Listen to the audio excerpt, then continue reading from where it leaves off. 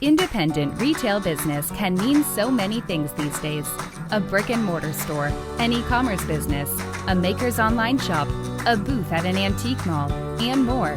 No matter which category you're in, Kathy Cruz, a fellow retail business owner and retail educator, will teach you how to market and manage your business efficiently so you can spend time doing other things you love. Welcome to the Savvy Shopkeeper Podcast. Welcome to episode 54 of the Savvy Shopkeeper Retail Podcast, what retailers longed for in 2020. I'm your host, Kathy Cruz, and if you hear me laughing, it's because I just started this episode off and I sounded like I was a boy going through puberty. It was like I had this crazy frog in my throat.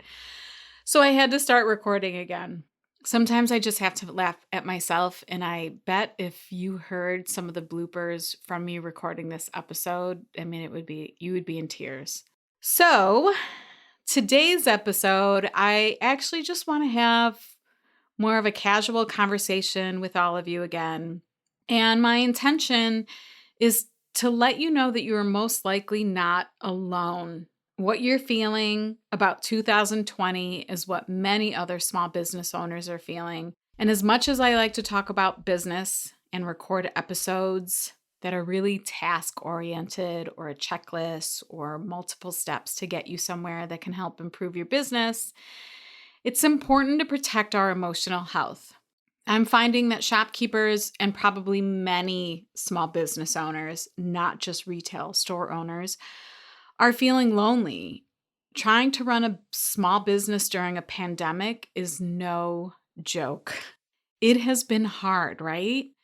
Many retailers aren't hitting the goals they hoped to hit in 2020, but even if your business is generating revenue or you are hitting and surpassing those goals, and I know some of you are because I see it in both the lab and in Master Shopkeepers, no matter what, pivoting has been challenging. Shifting to selling online or setting up new systems for something like shipping if you had never shipped before, it can feel clunky, stressful, and frustrating. And that's just one example of some of the things that we've had to do during 2020. So I recently had a conversation, it was an online conversation in Master Shopkeepers, and I asked what everyone was missing this year.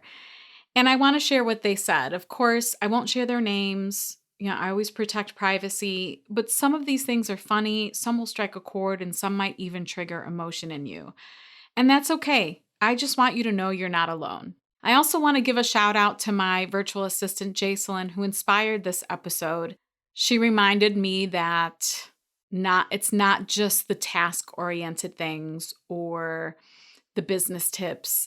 Sometimes it's the personal stuff that can be really helpful to other shopkeepers. And that's why I decided to do this episode. Okay, so let's start off with one of the first things that was talked about in the group was the moms with the kids, the younger kids at home doing homeschooling, home all the time now. Shout out to all of you moms. I saw between the lab members and Master Shopkeepers some of the things that shopkeepers were doing in order to be able to run their businesses and homeschool their kids. They were setting up desks and workstations at their stores. They were juggling, trying to find people to homeschool their kids so they could be at their stores at least a couple days a week. I saw so many things that were being done in order to juggle all of this. So huge, give yourself huge pats on the back for this. Because I saw how challenging it was for all of you, I actually intended to do an episode where I brought some of the moms that were homeschooling and running stores at the same time. I wanted to do a Zoom call with them and do an episode on that. And it never happened. Q4 for me was insane. I thought I could squeeze it in and I didn't. And I'm kind of sad that I didn't because I think it would have been an important episode. But I also think it's really important if you are a homeschooling shopkeeper, please give yourself a pat on the back. You might still be doing this. Most likely you are. And you deserve a ton of credit for it. I have a couple of personal friends who have stores, who have younger kids, who had to do this themselves. I had conversations with them where they were crying, where they were frustrated. And I can only imagine. So I just want to make sure that I let you know that there are lots of other homeschooling shopkeepers out there, and they were feeling, or maybe they still feel, the frustration, because there's something to be said for your own time. We love our kids. I'm sure you love your kids.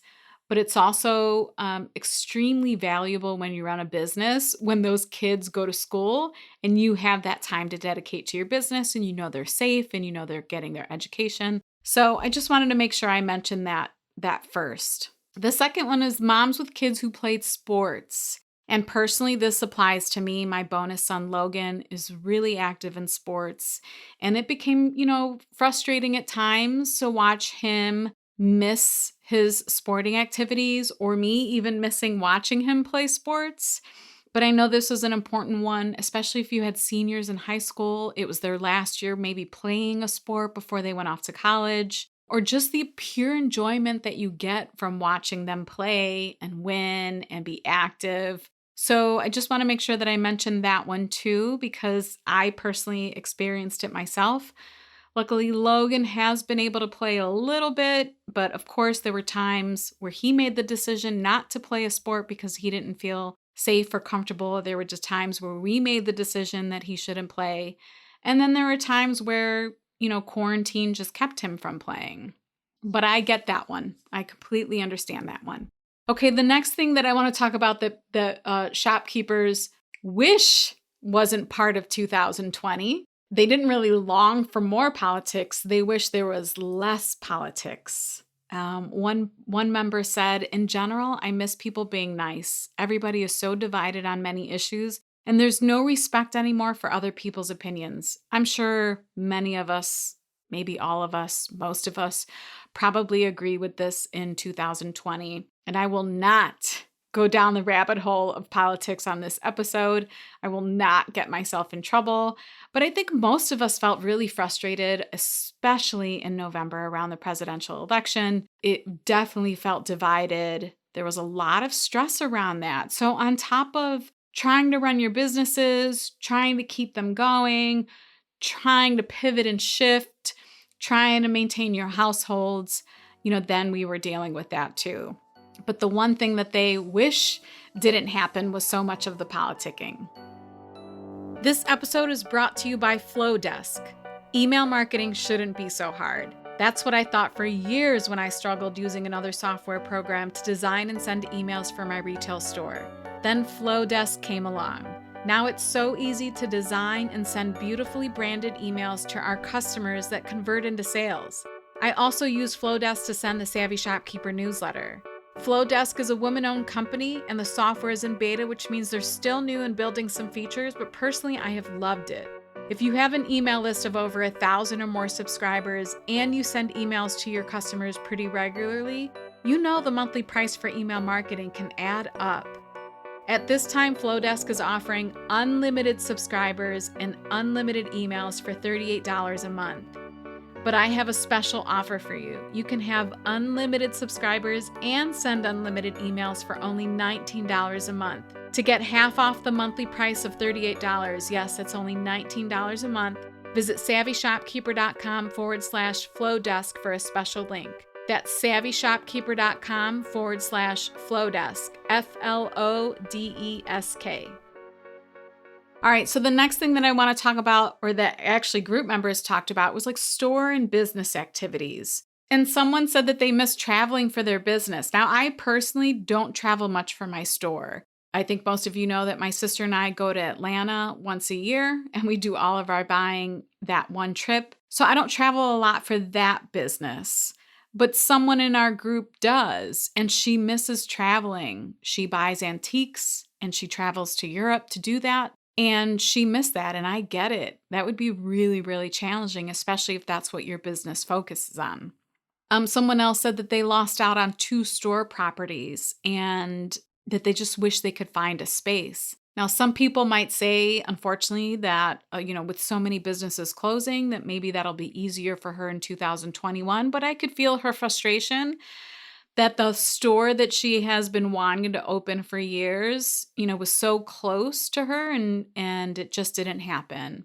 Some other group members, of course, said they missed going to market. That was taken away from many of us, and that made buying really challenging. I talked about that. I wish I knew what episode it was, but it was just a few episodes back about how retailers are buying now.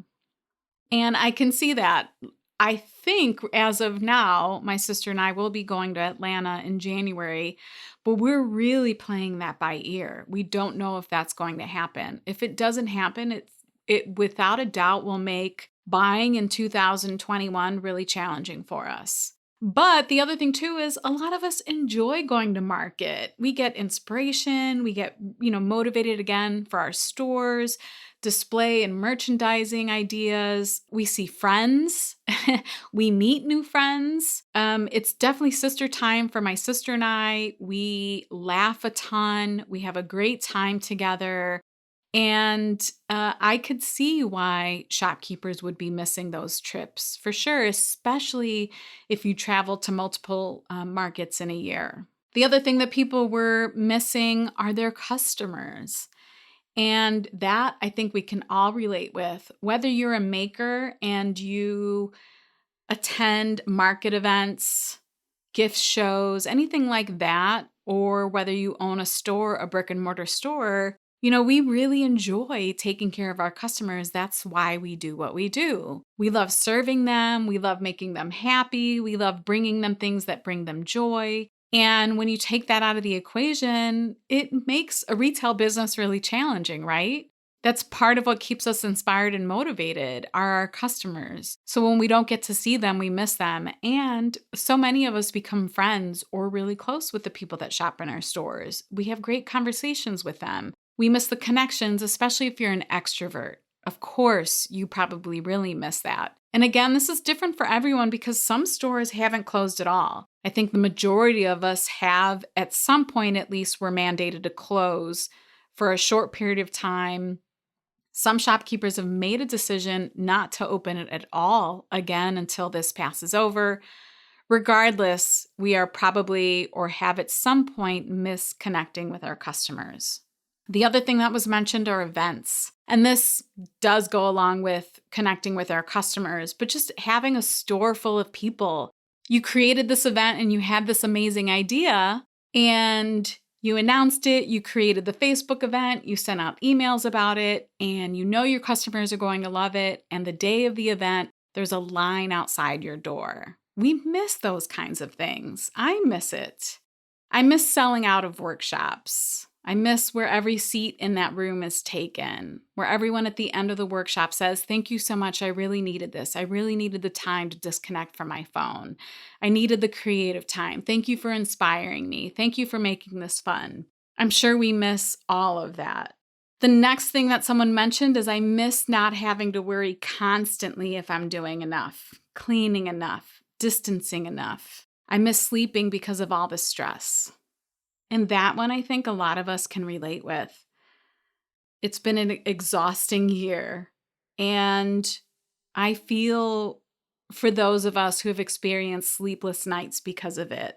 I hope that's getting a little bit better. I hope we can see that 2021 will get better in that respect. It's still challenging. Don't get me wrong. I completely understand that. I'm experiencing it with all of you too. But I am hopeful for 2021 that will get better. Someone else said, I miss being open more than just the weekend. I miss doing anything without hesitation or the constant worry of being judged when doing it. That's another thing too. I know there were a lot of conversations in our groups about when or could someone change their hours of operation.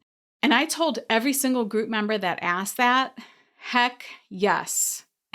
In 2020, things are very, very different, particularly for business owners. And if you were a homeschooling mom and you had to pivot even more, or you had other circumstances that would keep you from opening your store for regular hours, yes, I said maybe under any other circumstances or situation or a regular year, quote unquote regular year, I might have said, no, you really need to stay committed to your hours.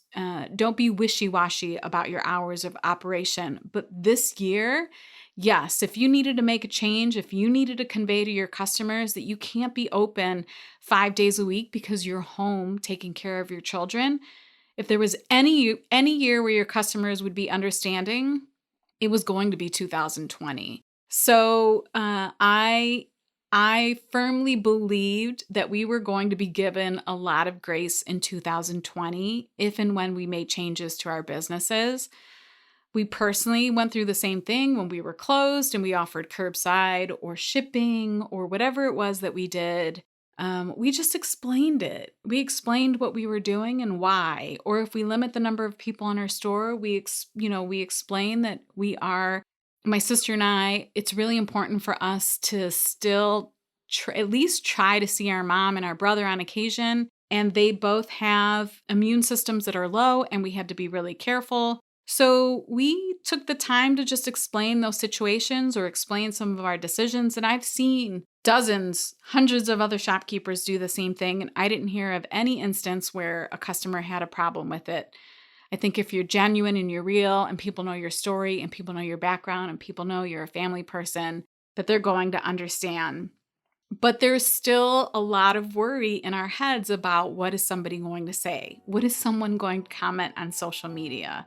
So that's completely understandable. This episode is brought to you by Gusto. Gusto is a payroll software system for small businesses that makes it easy to add new hires, calculate and withhold taxes, process payroll for employees and contractors, and stay compliant. Even better, Gusto is affordable for small retail business owners. If you're looking to hire and you're overwhelmed by what to withdraw, how to calculate it, what paperwork you need to file, Gusto makes it really easy to manage payroll. The system does it all for you. If you want more like time tracking, workers' compensation benefits, or other benefits for employees, Gusto offers those services too. We all learned in 2020 the value of payroll employees versus subcontractor employees, particularly when we applied for federal assistance programs or local and national grants. If you know it's time to build a team of payroll employees, or you're frustrated with your current payroll provider, and you want to try Gusto for 1 month free, visit savvyshopkeeper.com/Gusto for a special link. That's savvyshopkeeper.com/Gusto, Gusto. And then the last thing that someone said that I want to mention is I miss sales goals and knowing I can do a number of things to get there. Yeah, I mean, who can relate with this, right? So you set a goal. Someone recently said this, that they were able to hit all of their goals, but you set a goal and then something like this happens and then you think, oh gosh, if people can't come into my store, how am I going to sell to them? And then you have to start to get creative. And then you have to rush to try to fill the needs of those creative ideas. And then you do it and you don't know if it's going to work. Luckily, I feel like a lot of the things that we tried, selling on social media, setting up websites and online shops, shipping, all of those things genuinely helped many of our businesses. And they worked, but you were always wondering, am I going to hit that goal? So I get that someone would mention that for sure. Okay, and then the next thing is people were missing everyday life without COVID. And I'm just going to say some of the things that people said. I miss leaving the house without worrying about whether I have a mask in my purse or not. I miss traveling, events where I can connect with group members. I miss taking my laptop to a local coffee shop to get some work done uninterrupted. I miss hugging family and friends. I miss sitting across from a loved one without concern. I miss being footloose and fancy-free with my social schedule and having freedom and flexibility. I miss having a normal, hey, how are you, that didn't feel weighty. I miss being able to go out to eat and not be concerned. I miss being able to snuggle my friends' kids and newborn babies. That one for sure I can relate with. I miss not having to worry that my coworkers at the hospital aren't going to infect me. That came from a shopkeeper who's actually a nurse as well. I miss going out to dinner and getting drinks with my family and friends. I miss worrying about seeing family and infecting them. I miss getting together with my friends. And you can see that there are a lot of repeat things that people missed in 2020. I miss traveling and planning real vacations. I miss hugs and handshakes. I miss seeing people's whole faces. I miss having a cough, ache, headache, or off day without thinking the worst. I miss going to the movie theaters. I miss special time with my teenage kids. I miss life without masks. I miss seeing people's faces and smiles. I miss large festivals and concerts. I miss the energy of people. A couple of the things that I said are I miss hosting events in my store. And I actually miss traveling. I love to travel. So vacations where I didn't feel like everything was restricted, because we did take a couple of trips, road trips, but it wasn't the same. And don't get me wrong, I won't take for granted that I was able to do those things. I'm still grateful for them, but I do miss like the full-blown kind of vacation. Get on an airplane, travel somewhere beautiful. And another thing that I really missed in 2020 was traveling for Savvy Shopkeeper. I had several opportunities in 2020, and they were all my firsts, to travel across the country and speak at retail conferences or small business conferences. And I'm so bummed that I had to miss out on those. I look forward to the day where I can stand on a stage or stand in front of a group of retail store owners and speak to motivate them, to inspire them, to teach them something. And although I wasn't able to do that this year, I did have one opportunity to teach virtually. So I want to give a special shout out to Kathy of Main Street in Florida, the Main Street organization. She gave me an opportunity to speak during a virtual conference, and I loved it. Man, I wish I could have been in person in California, in Florida, and a couple other places that I was going to speak at. But that's okay. I'm telling myself that that's going to happen still, and hopefully I'll be given opportunities in 2021, 2022, right? The last thing that I want to mention, because I think this one is really important, because I keep hearing it over and over again, is shopkeepers wish there was less decision making. They miss the time where there weren't so many decisions that had to be made. The decision fatigue in 2020 has been real. It's been heavy. It's been constant. It feels like never ending. And I'm sure there are many of you listening to this, you're shaking your head. You're like, yes, please, someone make these decisions for me. I'm so tired of making decisions. I make decisions every day, 100 decisions a day, big decisions, small decisions, medium-sized decisions, team member decisions, store promotion decisions, creative decisions. It has truly been exhausting. And I want you to know that most of us probably feel the same way. It has come up on client phone calls. It has come up in both groups. And I know it. I've experienced it. I understand if you're tired. And I genuinely hope that 2021 becomes a little bit easier. As small business owners, we have all adapted, pivoted, shifted, scrambled, panicked, right? We've done all of those things this year. But we've also done that in our personal lives too. And I don't want to forget that we're human first, that we're moms, dads, daughters, sons, sisters, brothers, friends, and that we really, really care, and that we're scared, and that we have emotions and feelings, and that this year has been hard. Even with all of that, damn it, I am looking forward to 2021, and I hope you are too.